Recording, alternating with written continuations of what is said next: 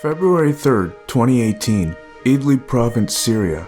Major Roman Filipov, an Su-25 pilot in the Russian Air Force, is flying a patrol mission before his plane is shot down by a missile. Filipov survives the crash but is soon surrounded by hostile armed militants. In a defiant act straight out of a Hollywood war film, Filipov commits suicide with a grenade to avoid capture. His body is returned to Russia, where he is welcomed as a hero and posthumously awarded the title Hero of the Russian Federation. You might be asking what Russian pilots are doing in Syria to begin with. From September 2015 on, Russia intervened in the Syrian Civil War to prop up President Bashar al-Assad's regime. The Syrian Civil War is just another proxy war between the West and the Syrian opposition on one side and Russia, Iran, and the Syrian government on the other. Russian military action in Syria has actually bolstered its standing in the region. In this video, we're going to talk about Russia's military intervention in Syria and its consequences.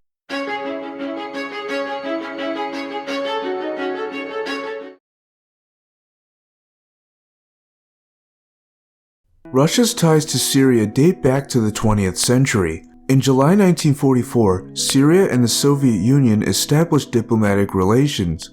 During the Cold War, the Soviet Union provided military assistance to Syria in its struggle against the State of Israel. Thousands of Soviet advisors were stationed in the country, and Damascus also received higher quality military equipment from Moscow. After the Suez Crisis of 1956, Soviet aid to Syria increased greatly. As part of a 1971 agreement between Moscow and Damascus, the Soviet Navy established a permanent facility at the port of Tartus. This port increased the Soviet Union's force projection capabilities and gave Moscow a warm water port in the Mediterranean. After the collapse of the USSR, the new Russian Federation took over control of the naval base at Tartus. The naval base at Tartus is officially designated as a quote-unquote Navy Sustainment Center. The Tartus base is Russia's only active naval base outside of the former USSR. Prior to Russia's intervention in Syria, Tartus acted as a repair and supply station for Russia's Navy, similar in function to the US Navy's facilities in Bahrain and in Yokosuka, Japan. However, it should be noted that the Tartus base did not have permanent repair capabilities prior to the start of the Syrian Civil War. In 2017, Russia and Syria signed a deal allowing the Russians to use the base free of charge for 49 years and giving the Kremlin sovereign jurisdiction over the facility. This agreement also allows the Russian Navy to station a dozen vessels, including nuclear-powered vessels, at the facility in Tartus. In March 2011, the Syrian Civil War broke out, a consequence of the much larger Arab Spring engulfing the Arab world at that time. The Arab Spring was a series of pro-democracy protests and uprisings in the Middle East and North Africa that began in 2010 and 11.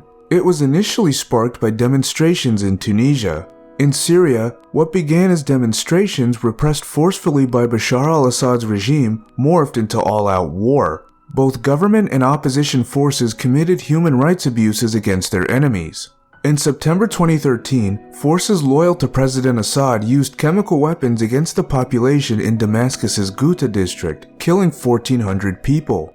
The Ghouta attack crossed US President Barack Obama's red line. Obama declared in a speech that the use of chemical weapons by the Assad regime would prompt American military action. While Obama did not intervene in Syria overtly, covert American aid began to flow to quote-unquote moderate opposition forces. By 2015, the regime's forces were exhausted and on the ropes. Desperate to keep himself in power, Syrian President Bashar al-Assad requested military assistance from the Russian Federation in September of that year. Assad's media office told Reuters, "Any increase in Russian military support to Syria happened and is happening as a result of a request from the Syrian state." Shortly after, the Russian parliament granted Vladimir Putin permission to deploy Russian military forces to Syria. A statement from President Assad's media office said that the aid request was based on international law and, quote, aimed to realize the interests of their nations and guarantee the integrity of their lands, unquote. On September 30, 2015, the Russian Air Force began attacking ground targets in Syria. Moscow's intervention would prove pivotal in altering the course of the Syrian Civil War. From September 2015 onward, the Russian military has maintained a presence in Syria. Initially, the US was acquiescent toward Russia's intervention in the country. Israel coordinated its airstrikes in Syria with Russian forces.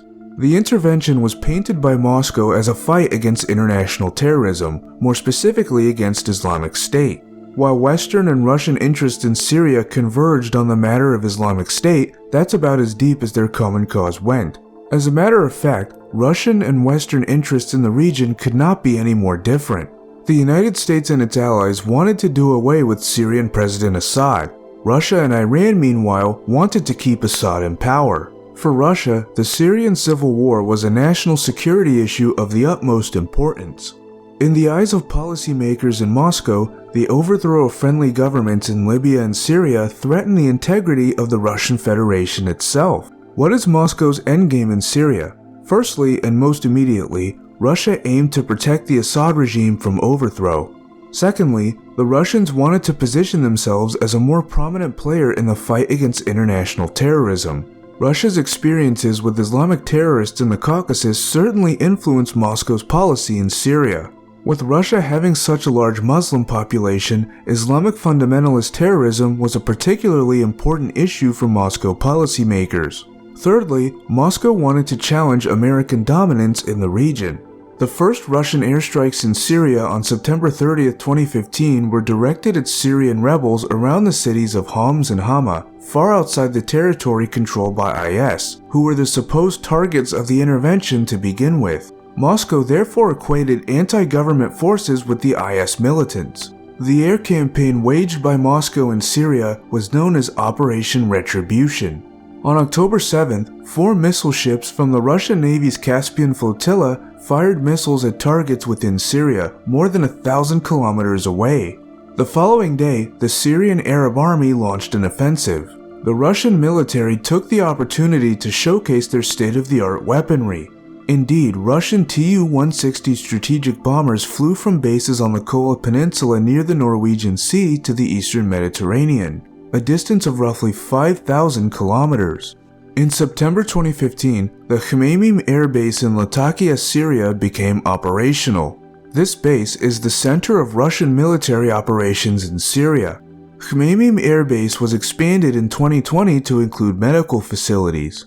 In 2016, Russian air, naval, and ground forces aided Syrian government troops in recapturing portions of the country, including the historic city of Palmyra. It was during the battle for Palmyra that a 25-year-old Russian Special Forces lieutenant named Alexander Prokhorenko called an airstrike on himself after being surrounded by IS fighters, killing himself and several enemy militants. Like Major Filipov almost 2 years later, Prokhorenko's body returned to a hero's welcome in Russia, and he also received the decoration Hero of the Russian Federation. Now, another event of the Syrian Civil War involving Russian nationals is worthy of mention. You may have heard a few years back, say back in 2018 or so, about a group of Russian contractors who attacked US soldiers in Syria and got their asses handed to them. This engagement was more formally known as the Battle of Khasham. On February 27, 2018, pro-government forces aided by Russian contractors attacked a position occupied by American Special Operations Forces and their Syrian allies, resulting in an intense American air and artillery bombardment. There were no American casualties and only one opposition fighter was wounded. Meanwhile, estimates of Syrian and Russian casualties vary from dozens to a couple hundred. Perhaps unsurprisingly, Syrian and Russian troops have been accused of committing human rights violations. According to a March 2016 Amnesty International article, Syrian and Russian forces have been deliberately attacking health facilities in flagrant violation of international humanitarian law. But what is truly egregious is that wiping out hospitals appears to have become part of their military strategy. The executive director of Human Rights Watch said, "The Syrian-Russian alliance strikes on Idlib's hospitals, schools, and markets showed callous disregard for civilian life." Interestingly, Moscow was able to stabilize Assad's regime at minimal fiscal cost, the operation in Syria costing roughly $1 to $2 billion a year out of a defense budget of $54 billion. In this respect, Putin has succeeded in keeping the war affordable. Russia has also succeeded at keeping Bashar al-Assad in power. While Russia's prestige in the region has increased, it has not succeeded in supplanting American hegemony in the Middle East. Putin's policy of enhancing Russia's image as a partner of the West against international terrorism has not brought Russia closer to the West and has certainly not eased Western sanctions against Russia. The war crimes committed by Russian forces along with the war in Ukraine and the conflict with the West over President Assad's fate have undermined Russia's claim to be combating terrorism and alienated the West from Russia even further. The Russian military intervention in Syria was both a success and a failure for Moscow. Some of the Kremlin's aims had been achieved through military action in Syria, although some of its other objectives had not been fulfilled.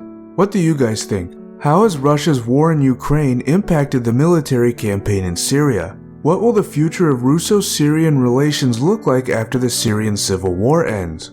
How will Russia balance its future dealings with countries like Syria and Iran with countries like Israel?